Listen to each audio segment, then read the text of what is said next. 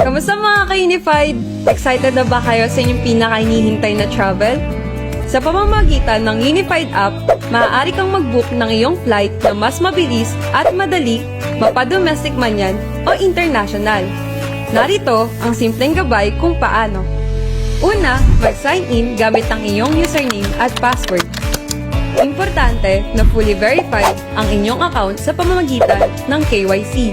Pangalawa, mag-scroll hanggang sa pinakababa at doon may kita ang travel and tours. Pagka-click ng may icon, mapupunta kayo sa services offered na options.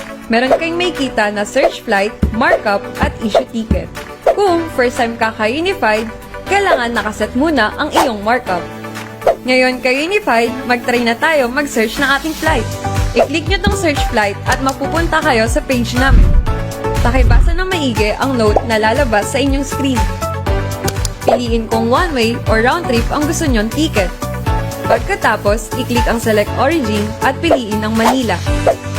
Sunod, mamili ng kung anong bansa ang gusto or planong puntahan. Mamili ng araw kung kailan aalis at babalik. Ilagay kung ilan ang magbibiyahe sa total of passengers. Pagkatapos, mag-scroll pababa hanggang sa makita ang Select an Airline. Mamili ng airline ng inyong gusto o pwede rin naman i-click ang option na Any. Kapag nakapili na ng airline, i-click ang Select Cabin Class at piliin ang Any.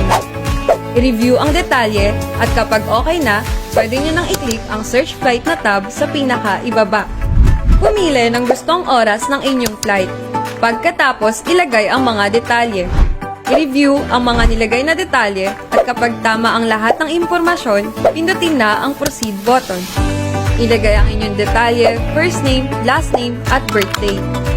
Kapag may bagahe naman, ilagay kung ilang kilo ang bagahe na kailangan nyo papunta at pabalik.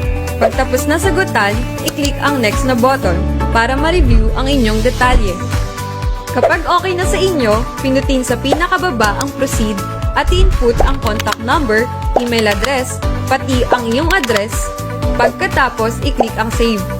May magpo-pop up na detalye at i-review ito. Pagkatapos, i-click ang Proceed to Payment. Mag-scroll sa pinakababa at i-click ang My Wallet. Ilagay ang inyong transaction password at kapag ready na, i-click ang Confirm Payment. O diba, ganun lang kadali mag-book ng flight gamit ang Unified app. Enjoy your trip!